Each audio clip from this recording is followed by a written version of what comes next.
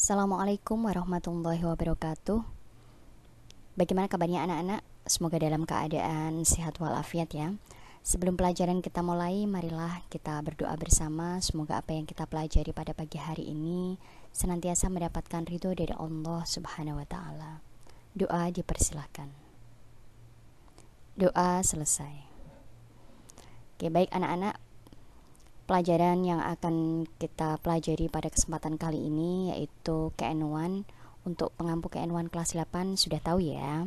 Ya, Ibu Azkiatul Miskiyah. Materi pertama yang akan kita pelajari yaitu tentang mengenal NU dan aswaja yang santun. Jadi kita belajar lebih dekat bagaimana mengenal NU dan ajaran-ajaran aswaja itu sehingga mudah diterima oleh masyarakat. Sebelum kita mulai, marilah kita lihat peta konsep di bawah ini. Jadi yang pertama adalah hubungan NU dan aswaja. Kita harus tahu hubungannya NU dan aswaja itu apa. Nah, yang pertama itu, kemudian di dalam hubungan NU dan aswaja, kita akan pelajari yang pertama adalah tentang bidang aspek keilmuan aswaja. Nanti ada beberapa hal kita akan sampaikan juga nanti di sini ya. Kemudian yang kedua adalah tentang karakteristik. Karakteristik ini adalah melekat pada warga Nahdien. Jadi sikap warga Nahdien itu bagaimana toh? Nah, itu nanti kita bahas. Kemudian yang ketiga adalah tentang tokoh. Jadi tokoh-tokoh siapa yang kita anut di dalam NU ini sehingga ajarannya bisa baik dan mudah diterima oleh masyarakat. Yang terakhir adalah tentang gerakan yang menyimpang. Ini akan kita pelajari di minggu yang akan datang. Mulai yang pertama yaitu hubungan NU dan aswaja. Kalian tahu tidak apa itu hubungan NU dan aswaja? Jika dilihat dari tujuan didirikannya NU itu didirikan untuk mempertahankan ajaran aswaja dari paham lain yang merusak. Nah, jadi secara otomatis hubungan NU dan aswaja itu ya NU mempertahankan ajaran aswaja itu sendiri. Tanpa adanya NU berarti aswaja itu kurang aman, istilahnya begitulah. Jadi NU didirikan adalah untuk mempertahankan ajaran aswaja. Kemudian aspek-aspek keilmuan aswaja itu ada beberapa hal. Tadi di depan di peta konsep juga sudah saya sebutkan bahwa yang kita pelajari dalam hubungan NU dan aswaja itu adalah yang pertama adalah bidang aspek keilmuan aswaja. Yang pertama adalah bidang tauhid atau akidah. Nah, ini adalah tentang kepercayaan, nanti juga akan kita bahas di belakang. Kemudian yang kedua adalah tentang fikih atau syariat. Jadi bagaimana kita melaksanakan ibadah. Kemudian yang ketiga adalah tentang tasawuf atau akhlak ya. Jadi tiga hal ini nanti kita juga akan pelajarinya.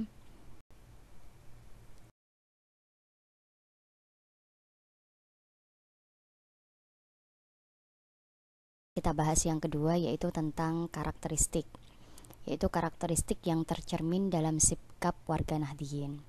Sebenarnya karakteristik yang ada pada warga Nahdien itu didasarkan pada karakteristik yang melekat pada paham aswaja itu sendiri, yaitu ada tawasud, i'tidal, tasamuh, dan tawazun. Masih ingat tidak apa artinya? Lupa?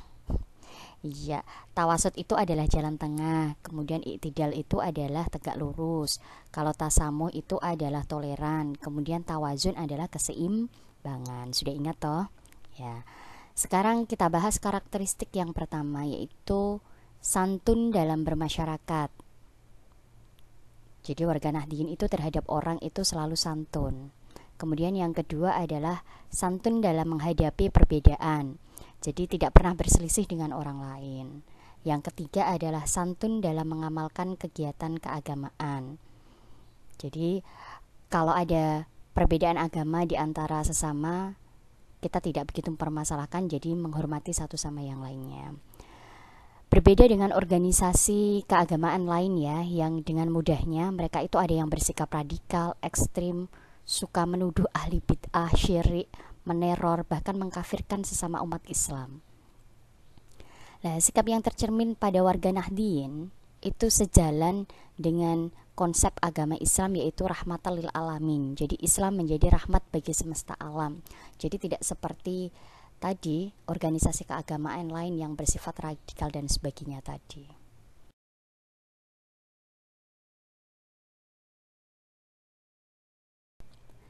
Yang terakhir yang kita bahas adalah tentang tokoh-tokoh yang diikuti oleh warga NU. Tapi sebelumnya kita bahas dari yang atas, yaitu mulai dari tadi ya, aspek keilmuan aswaja. Aspek keilmuan aswaja tadi sudah disebutkan di depan bahwa ada 3. Yang pertama adalah tauhid atau akidah. Tauhid atau akidah ini berhubungan dengan keyakinan. Jadi mempelajari tauhid tidaklah sebatas meyakini secara taklid buta. Namun setiap orang harus bisa meresapi dan menghayati kalimat tauhid dari lubuk hati pada nilai persaksian kita bahwa tiada Tuhan selain Allah, yaitu la ilaha illallah, dan bahwa Nabi Muhammad adalah utusannya.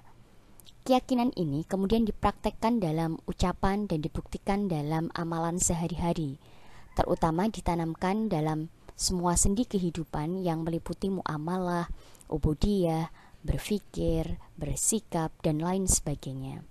Nah, dalam bidang tauhid atau akidah, NU itu mengikuti 1. Imam Abu Hasan al-Asy'ari. Yang kedua, Imam Abu Mansur al-Maturidi.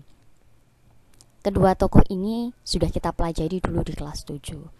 Oke, aspek yang kedua yaitu adalah aspek fikih atau syariat. Ini berhubungan dengan ibadah. Jadi bila kita perhatikan dengan seksama, ada perbedaan dalam pendekatan antara tauhid dan fikih. Jika dalam aspek tauhid menolak adanya taklid, maka dalam aspek fikih butuh dengan taklid dan ittiba atau mengikuti. Lalu mengapa diperbolehkan bersikap taklid dalam fikih atau syariat? Yaitu karena hukum-hukum agama Islam itu dibangun di atas pondasi yang kokoh seperti silsilah dan sanah-sanah yang bisa dipertanggungjawabkan keaslian sumber-sumbernya. Nah, dalam bidang fikih dan syariat, NU itu mengikuti 4 imam madhab. Siapa saja 4 imam madhab itu? Yang pertama adalah Imam Hanafi, yang kedua adalah Imam Maliki, kemudian yang ketiga adalah Imam Syafi'i, dan yang terakhir adalah Imam Hambali. Nah, kemudian aspek yang terakhir itu adalah aspek tasawuf atau akhlak. Aspek tasawuf atau akhlak ini berhubungan dengan atau disebut juga dengan tarekot ya. Nah, bertasawuf itu merupakan upaya penyempurnaan wujud kerohanian manusia. Dan tasawuf juga merupakan wujud dari pengertian al-ihsan atau kebaikan. Sebagaimana sabda Nabi Muhammad SAW, hendaklah kamu menyembah Allah seakan kamu melihatnya. Jika kamu tidak mampu melihatnya, maka sesungguhnya Dia melihatmu. Nah, jadi ketika kita beribadah, kita itu disuruh seakan-akan melihat Allah. Kalau kita melihat Allah, otomatis ketika kita beribadah akan sungguh-sungguh ya. Nah, ini dalam ilmu tarekot seperti itu. Nanti ini ilmu yang tingkat tinggi lah.